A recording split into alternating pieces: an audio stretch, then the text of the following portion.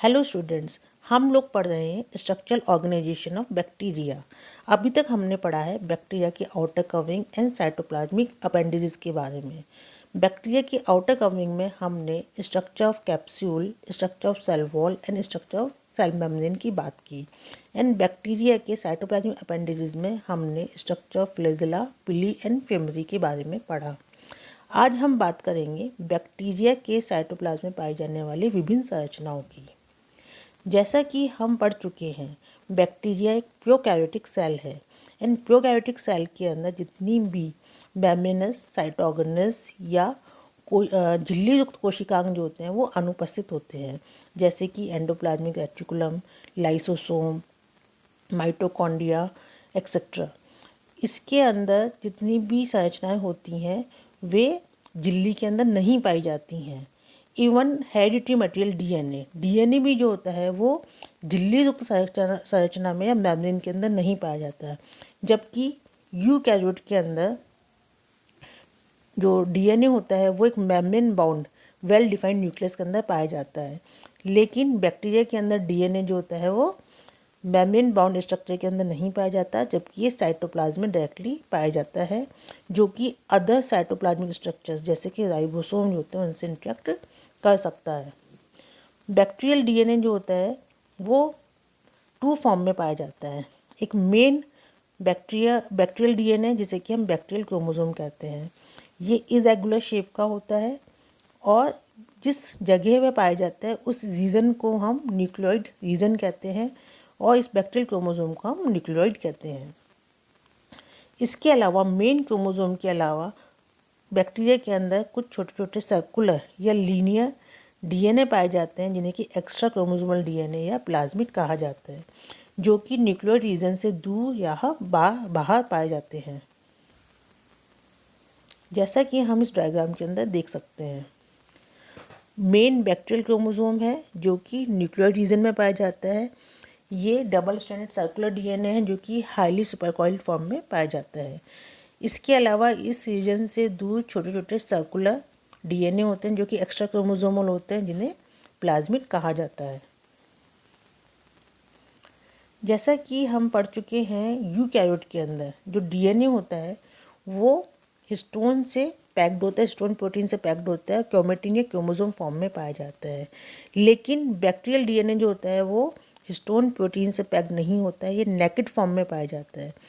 ये एक highly compact सुपरकॉइल्ड structure बनाता है। मोस्ट ऑफ बैक्टीरियल क्रोमोसोम जो होते हैं वो सर्कुलर फॉर्म में होते हैं, लेकिन कुछ बैक्टीरिया में ये डीएनए लीनियर फॉर्म में भी पाए जा सकते हैं। अधिकतर एक बैक्टीरिया के अंदर एक सिंगल बैक्टीरियल क्रोमोसोम पाया जाता है, लेकिन कुछ स्पीशीज़ में मल्टीपल क्रोमोसोम्स भी डिस्क्राइब किए गए हैं। इन क्रोमोसोमल डीएनए के साथ में अधिकतर बैक्टीरिया के अंदर कुछ small independent piece of DNA पाए जाते हैं, जिन्हें हमने प्लाज्मिड या एक्स्ट्रा क्रोमोसोमल डीएनए कहा है। ये डीएनए जो होते हैं वे उन लक्षणों, उन ट्रेट्स को एनकोड करते हैं जो कि उस बैक्टीरिया के लिए एडवांटेजियस या लाभकारी होते हैं, लेकिन असेंशियल आवश्यक नहीं होते हैं। ये प्लाज्मिड जो होते हैं इनको इजीली बैक्टीरिया द्वारा गेन प्राप्त किया जा सकता है या लॉस्ट किया जा सकता है। इन प्लाज्मिड को एक बैक्टीरिया से दूसरे बैक्टीरिया के अंदर ट्रांसफ़र किया जा सकता है। सेक्सुअल कॉन्जुगेशन के दौरान इन प्लाज्मिड को एक बैक्टीरिया से दूसरे बैक्टीरिया में ट्रांसफ़र किया जा सकता है। इस प्रकार एक बैक्टीरिया से दूसरे बैक्टीरिया में जीन का ट्रांसफ़र किया जाता है।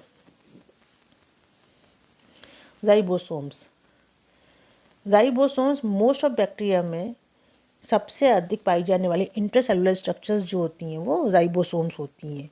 ये बैक्टीरिया के ड्राई वेट का लगभग 30% पार्ट बनाती हैं और इनका मेन फंक्शन क्या होता है? Protein synthesis. एमआरएनए को ये साइट प्रोवाइड करती हैं जिसके ऊपर की प्रोटीन सिंथेसिस हो सकता है। राइबोसोम का जो मास होता है या इसका जो मॉलिक्यूलर वेट होता है वो 2.5 मिलियन डाल्टन होता है।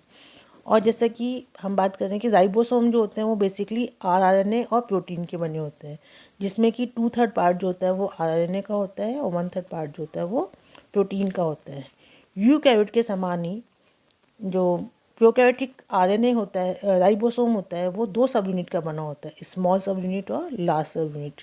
स्मॉल सब यूनिट 30s की होती है और लार्ज सब यूनिट जो होते हैं वो 50s की होती है। जब ये दोनों यूनिट ज्वाइन करती हैं तो ये एक 70s का राइबोसोम मॉलिक्यूल बनाती हैं। यूकैरियोट्स में ये राइबोसोम जो होते हैं वो 80s के होते हैं, जिसमें कि लार्ज सब यूनिट 60s की होती है और स्मॉल सब यूनिट जो होती है वो 40s की होती है।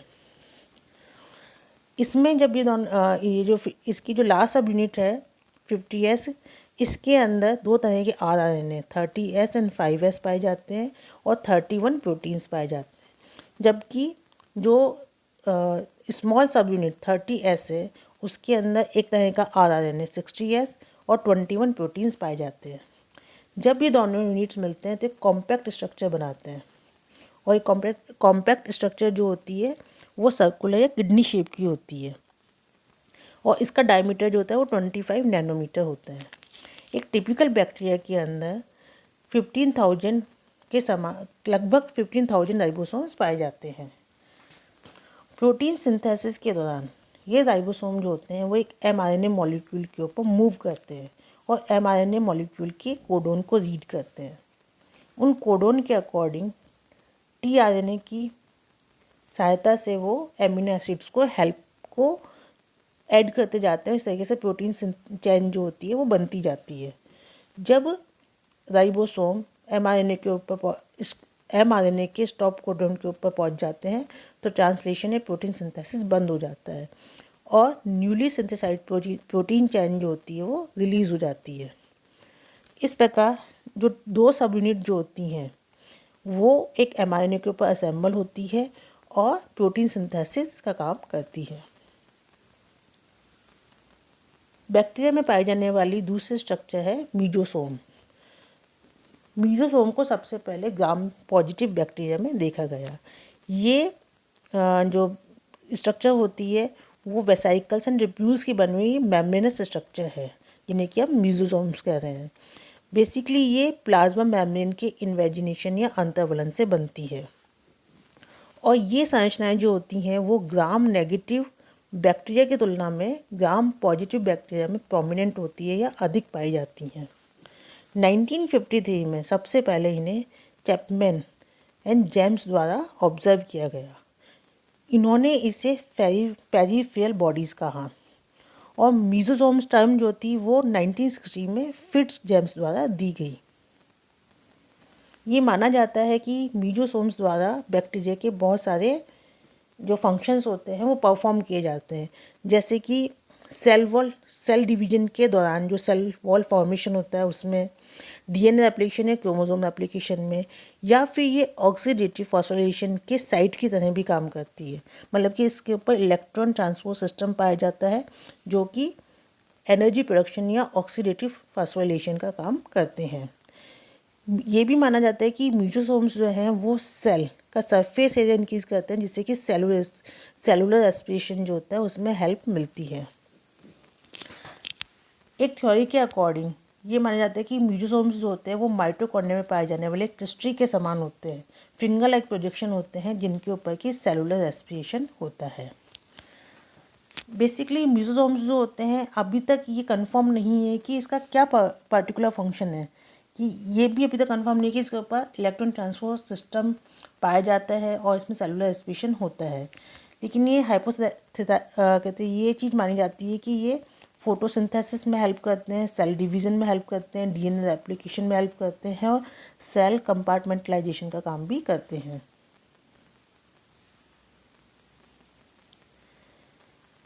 ये है मीजोसोम्स का डायग्राम जिसमें हम देख सकते हैं कि प्लाज्मा मेम्ब्रेन जो होती है वो अंतर्वलित हो रही है या इन्वेजिनेट हो रही है और वेसाइकल्स एंड ट्यूब्यूल्स नुमा एक संरचना बनाई जिसे कि मीजोसोम्स कहते हैं। साइटोस्केलेटन।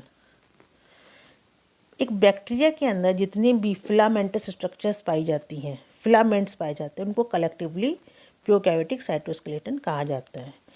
इन साइटोस्केलेटन एलिमेंट्स जो होते हैं या फिलामेंट्स होते हैं उनका मेन रोल जो होता है वो सेल डिवीज़न में हेल्प करते हैं। ये सेल को प्रोटेक्ट करते हैं, बैक्टीरियल सेल की शेप को डिटरमाइन करते हैं और कुछ बैक्टीरिया में पोलर, उसकी पोलरिटी जो होती है, डिफरेंट पोलर्स जो होते हैं उनको वो डिटरमाइन करते हैं। कई बार बैक्टीरिया जो होते हैं वो ऐसी कंडीशन में, ऐसे एनवायरनमेंट में रहते हैं कि उनको काफ़ी लंबे समय तक कुछ न्यूट्रिएंट्स या पोषक तत्व नहीं मिलते हैं। तो इनमें ये कैपेसिटी पाई जाती है बैक्टीरिया के अंदर, वे डिफरेंट जो पोषक तत्व जो होते हैं उनको वो डिफरेंट स्टोरेज स्ट्रक्चर्स होते हैं उनके अंदर वो स्टोर कर लेते हैं। और ये जो स्टोरेज स्ट्रक्चर्स होती हैं जिनमें कि पोषक तत्व पाए जाते हैं, ये दो प्रकार के हो सकते हैं। ये झिल्ली युक्त भी हो सकते हैं और झिल्ली के बिना भी ये पाए जा सकते हैं।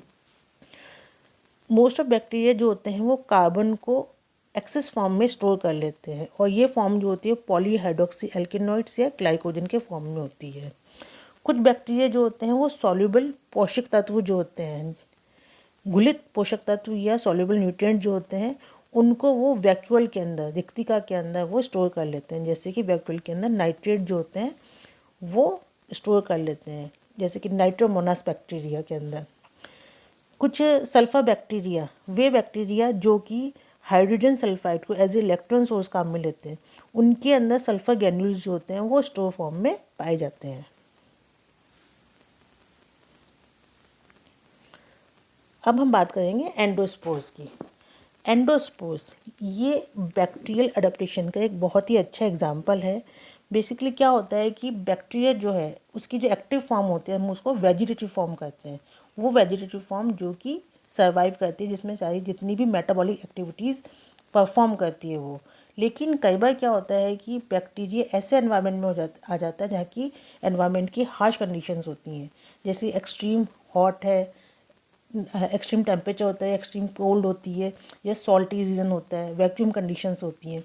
तो ऐसी एनवायरमेंटल स्ट्रेसेस या केमिकल स्ट्रेस कंडीशन के अंदर ये बैक्टीरिया जो होते हैं उनकी वेजिटेटिव फॉर्म जो होती है वो सर्वाइव नहीं कर पाती है। तो इस कंडीशन में बैक्टीरिया अपने आप को बचाने के लिए एक डोर्मेंट फेज के अंदर, सुप्त अवस्था में कन्वर्ट हो जाते हैं, जिसे हम एंडोस्पोर कहते हैं। बैक्टीरिया के अंदर जो होता है वो एक स्पोर का निर्माण होने लगता है और वो स्पोर जो होता है वो एंडोस्पोर कहलाता है, क्योंकि वो बैक्टीरिया के अंदर बनता है। और ये एंडोस्पोर जो होता है वो बैक्टीरिया को अलाउ करता है कि वो 100 ऑफ मिलियंस ईयर्स जो होते हैं वो सर्वाइव कर सकते हैं। ये एंडोस्पोर फॉर्मेशन जो होता है वो ग्राम पॉजिटिव बैक्टीरिया के बहुत सारे जेनरा में देखा जा सकता है, जैसे कि बेसिलस एंड क्लास्ट्रीडियम।